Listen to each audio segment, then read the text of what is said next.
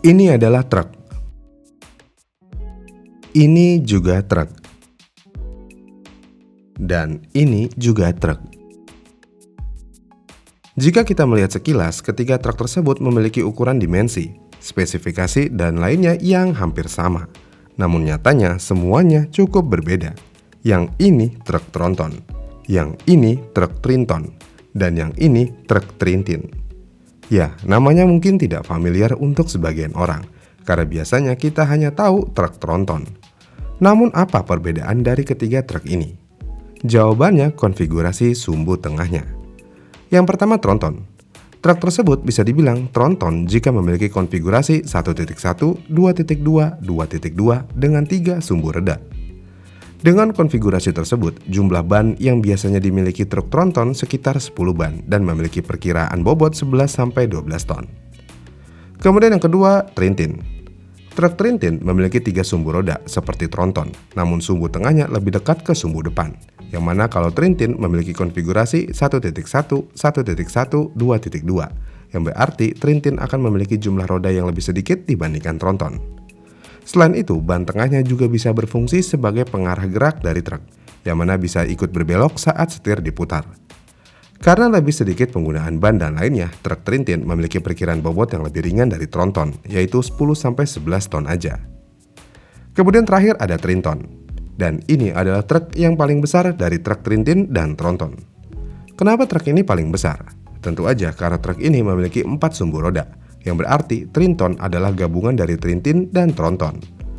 Untuk konfigurasi ban trinton sendiri memiliki konfigurasi 1.1, 1.1, 2.2, dan 2.2. Dan jika dijumlahkan, trinton akan memiliki 12 ban. Dengan ban yang lebih banyak dari tronton memiliki perkiraan bobot sebesar 12-13 ton.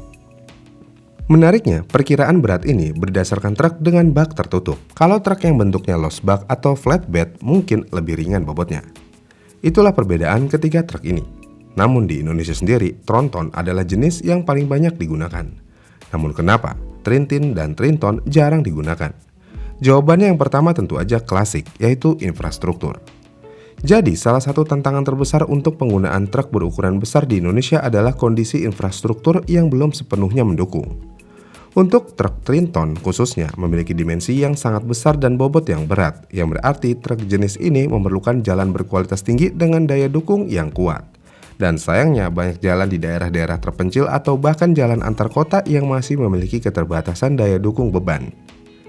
Kemudian jembatan, terowongan, dan tikungan tajam juga menjadi kendala teknis lainnya. Sebagai negara kepulauan dengan topografi yang bervariasi, Indonesia memiliki banyak daerah dengan jalan sempit dan berliku yang tidak cocok untuk kendaraan super besar.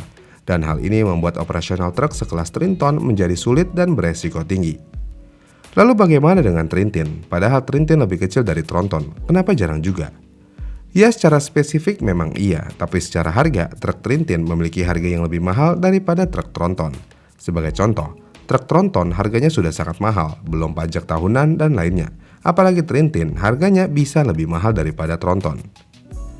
Kemudian selain harga yang lebih mahal, tronton sudah bisa menggantikan truk trintin dalam segala aspek. Bahkan di Indonesia sendiri cenderung lebih menguntungkan jika menggunakan tronton daripada trintin. Jadinya ya kalau bisa pakai tronton, kenapa harus pakai trintin? Iya kan? Kemudian selain itu kebutuhan pasar juga cukup berbeda. Truk besar memang ideal untuk mengangkut muatan dalam jumlah masif, tetapi kebutuhan logistik di Indonesia cenderung lebih beragam, yang mana banyak bisnis lebih mengutamakan fleksibilitas dibandingkan kapasitas maksimal. Misalnya, untuk distribusi barang ke daerah pedesaan, truk berukuran sedang lebih efektif karena lebih mudah bermanuver di jalan sempit. Selain itu, sektor logistik di Indonesia juga sering mengandalkan konsep distribusi bertahap, yang berarti juga barang akan diangkut dengan truk besar ke pusat distribusi, lalu dipindahkan ke truk yang lebih kecil untuk mencapai tujuan akhir. Dan pola ini lebih sesuai dengan kondisi geografis dan pola pemukiman yang tersebar. Kemudian alasan selanjutnya biaya perawatan yang tinggi. Seperti yang sudah dibilang sebelumnya, trintin walaupun lebih kecil punya biaya perawatan yang tinggi. Apalagi kalau ngomongin trinton, tentu aja jauh lebih mahal. Kita ngomongin trintin dulu. Trintin secara teknis jauh lebih mudah dalam perawatan karena bodinya lebih kecil. Tapi bodi bukan menjadi tolak ukur di sini karena konfigurasi sumbunya yang kompleks menjadi tolak ukur utama. Trintin memiliki sumbu 6x2 atau 6x6, yang berarti lebih banyak gardan. Dan jika memiliki banyak gardan, maka pelumasan dan perawatan rutin lebih sering akan dilakukan. Selain itu, komponen suspensi seperti per daun, busing, dan lainnya juga harus rajin dicek dan diganti secara berkala. Begitupun dengan Trinton, apalagi Trinton yang memiliki konfigurasi 8x4, tentu aja jauh lebih repot dari Trintin. Kemudian kenapa komponennya bisa mahal? Sebenarnya harga komponennya tidak jauh berbeda, tapi kuantitinya yang berbeda. Sumbu roda lebih banyak, berarti ban akan lebih banyak yang pada akhirnya biaya pergantian ban akan lebih banyak juga. Selain itu, karena sumbu rodanya banyak, remnya jadi lebih kompleks juga. Apa yang bikin kompleks? Jadi di setiap sumbu biasanya akan punya sistem pengeremannya sendiri.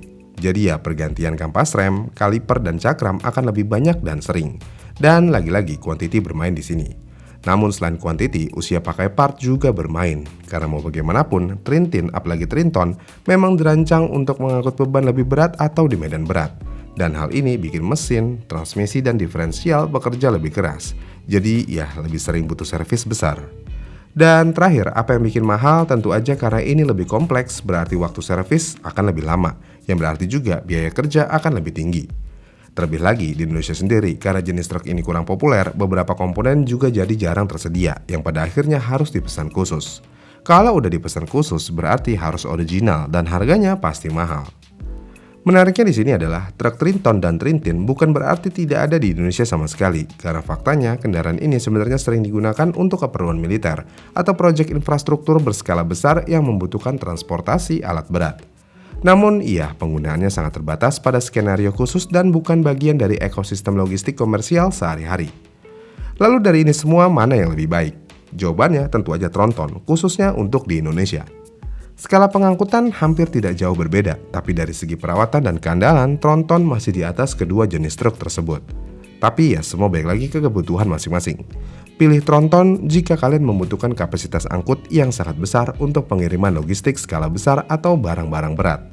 Pilih Trintin jika kalian membutuhkan truk dengan kapasitas angkut yang lebih ringan dari Tronton tetapi masih bisa mengangkut barang-barang berat. Dan pilih Trinton jika kalian membutuhkan truk dengan kapasitas angkut yang lebih besar dari Trintin tetapi masih lebih ringan dari Tronton dan bisa digunakan untuk industri berat. Tapi terlepas dari apapun itu, pilihlah yang paling populer, yaitu Tronton. Perawatan, spare part, dan lainnya tentu akan lebih mudah ditemukan di Tronton.